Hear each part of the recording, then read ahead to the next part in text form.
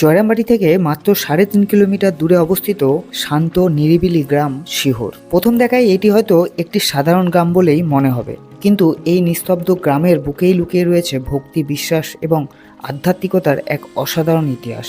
এই শিহর গ্রামেই ছিল ঠাকুর শ্রীরামকৃষ্ণ পরমহংসদেবের ভাগ্নে হৃদয়রাম মুখোপাধ্যায়ের বাড়ি।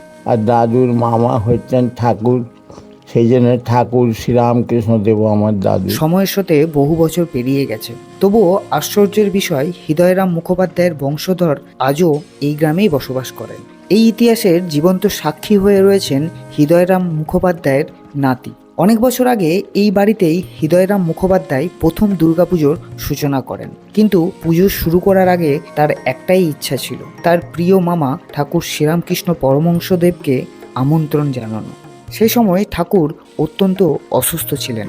তার শারীরিক অবস্থা এতটাই খারাপ ছিল যে শিহরে আসা সম্ভব ছিল না, কিন্তু হৃদয়রামের বিশ্বাস ছিল অটুট। তিনি বারবার অনুরোধ করতে থাকেন।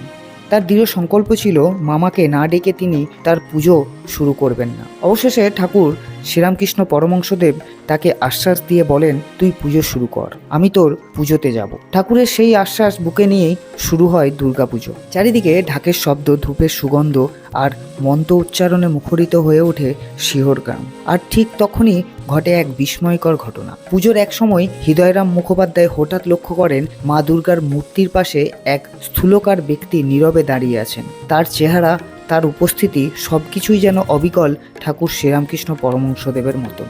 কিন্তু আশ্চর্যের বিষয়, সেই মুহূর্তে ঠাকুরের শারীরিক দেহ ছিল বহু দূরে, অসুস্থ অবস্থায়। তবে কি তিনি সত্যিই এসেছিলেন, নাকি ছিল কোনো অলৌকিক আধ্যাত্মিক উপস্থিতি? এই প্রশ্নের উত্তর হয়তো আজও অজানা। তাই হৃদয়রাম মুখোপাধ্যায়ের এই বাড়ি শুধু একটি পুরনো বাড়ি নয়, এটি যেন ঠাকুর শ্রীরামকৃষ্ণ পরমহংসদেবকে ঘিরে এক অলৌকিক উপস্থিতির নিঃশব্দ সাক্ষী, ইতিহাসের এক জীবন্ত অধ্যায়, যা আজও ভক্তদের হৃদয়ে সমানভাবে জাগ্রত। তাই কামারপুকুর জয়রামবাটি আসলে অবশ্যই এই জায়গাটি ঘুরে যেতে ভুলে যেও না। হ্যাঁ, এবারটা আপনি টোটাল গল্পটা একটু ভালো করে বলুন। এসে গেছে তোমার? হ্যাঁ, এসে গেছে। শুনুন, ঠাকুরের যে দিদি ছিলেন হেমাঙ্গিনী দেবী, তার ছেলে হচ্ছে হৃদয়রাম মুখোপাধ্যায়। হৃদয়রাম মুখোপাধ্যায় ছেলে দক্ষিণাচরণ মুখোপাধ্যায়, আর দক্ষিণাচরণ মুখোপাধ্যায় ছেলে আমি। আমার নাম বিশ্বনাথ মুখোপাধ্যায়। তাহলে হৃদয় হচ্ছেন আমার নিজের দাদু, আর দাদুর মামা হচ্ছেন ঠাকুর, সেই জন্য ঠাকুর শ্রীরামকৃষ্ণদেব আমার দাদু। আর ওই দুর্গা মন্দির, এই নারায়ণের মন্দির সবই ঠাকুর শ্রীরামকৃষ্ণদেবের নিজের হাতে প্রতিষ্ঠিত। ওই দুর্গা মন্দির ঠাকুর প্রথম স্থাপন করেছিলেন। ঠাকুরের বয়স তখন 13 বছর।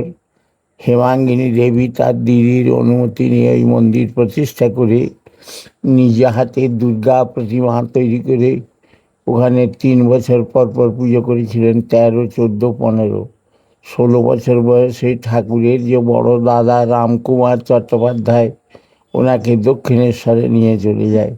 তো 16 বছরের পুজোতে ঠাকুর কিন্তু আসতে পারেননি। আমার দাদু যথারীতি ঠাকুরকে দক্ষিণেশ্বরে আনতে গিয়েছিলেন, কিন্তু বললেন যে দেখ, মায়ের দর্শন কতদিনে পাবো তার ঠিক নাই, কিন্তু এই 3 মাস সেবা পুজো করতে করতে মা আমার প্রতি সন্তুষ্ট হয়ে পড়েছেন। মায়ের আদেশ মন্দিরের ভেতরে শোনা যাচ্ছে যে হৃদয়ের মন্দিরে আমি 3 বছর প্রতিমা পুজো গ্রহণ করেছি, আর 4র্থ বছর থেকে আর প্রতিমা পুজো করবি না, আমার ফটো নিয়ে যে প্রতিষ্ঠা করে দিস, এবং ওই ফটোতেই ঘট স্থাপন করি, সপ্তমী, অষ্টমী, নবমী পুজো করি, আমি গ্রহণ করব। কিন্তু মন্দিরে কোনো দিন বিজয়া দশমী, সন্ধি পুজো, নবপত্রিকা প্রবেশ, এই 3টি পুজো কখনোই করবি না। তো ওই দুর্গা মন্দিরের যে ফটোটি স্থাপন হয়ে আছে, ওইটি দাদু ঠাকুরের, আমাদের মা ভবতারীর নির্দেশ মতো প্রতিষ্ঠিত। আমরা এইভাবেই দুর্গোৎসব করে থাকি, মায়ের নির্দেশ মতো, আর নিত্য সেবা পুজো হয়। আর এই যে নারায়ণের মন্দির, ঠাকুর যখন সাধনায় সিদ্ধি লাভ করে ভবতারিণী মায়ের দর্শন পেয়েছিলেন, তখন ঠাকুরের বয়স 34 বৎসর। তা মায়ের দর্শন লাভ হয়েছিল 34 বছর বয়সে। মায়ের সঙ্গে কথা বলতেন, ভোগ নিবেদনের সময় মাকে খাইয়ে নিজে খাচ্ছেন, নিজে খেতে খেতে মাকে খাইয়ে দিচ্ছেন। ঠাকুরের এরকম পরিবেশ। ভবতারিণী মা ঠাকুরকে আদেশ করলেন যে হৃদয়কে মথুরকে, মথুরের স্ত্রীকে সঙ্গে দিয়ে আগামীকালই তোরা কাশী যাস। কাশীতে আমার এক পরম ভক্ত রয়েছে, নাম তৈলঙ্গ স্বামী। ইচ্ছা মৃত্যুবরণ করবে বলে অনশন করে মৌন অবলম্বন করে আসনে বসে আছে, শরীর কিন্তু থাকবে না। সেই জন্য আগামীকাল কাশী যাবি। তো কাশীতে তৈলঙ্গ স্বামী যে নারায়ণ শিলা ঠাকুরের হাতে তুলে দিয়ে দাদুর দিকে আঙুল বাড়িয়ে দেখিয়েছিলেন, এর বাড়িতে প্রতিষ্ঠা করিস, সেই নারায়ণ শিলায় এই মন্দিরে প্রতিষ্ঠিত আছে। ভবতারিণী মা নিজে নাম দিয়েছেন শ্রীধর নারায়ণ, ঠাকুর প্রতিষ্ঠা করে দিয়েছেন।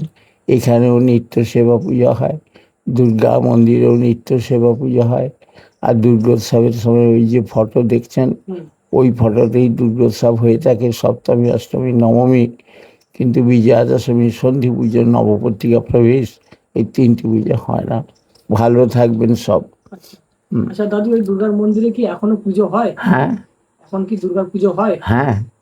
মানে আবার যে বন্ধ যে হয়ে গেছিল সেটা কি আবার শুরু হয়েছে? না, বন্ধ তো হয়নি। মানে যে বন্ধ যে করতে বলেছিল তারপরে থেকে আবার নতুন করে শুরু হয়েছে? না না, বন্ধ করতে বলেছিল। দুর্গা পুজোটা, প্রতিমা পুজোটা করবি না, হুম। ওই ফটোতেই আমার পুজো করবি। আচ্ছা। ওই ফটোটি ঠাকুরের যখন 16 বছর বয়স, হুম।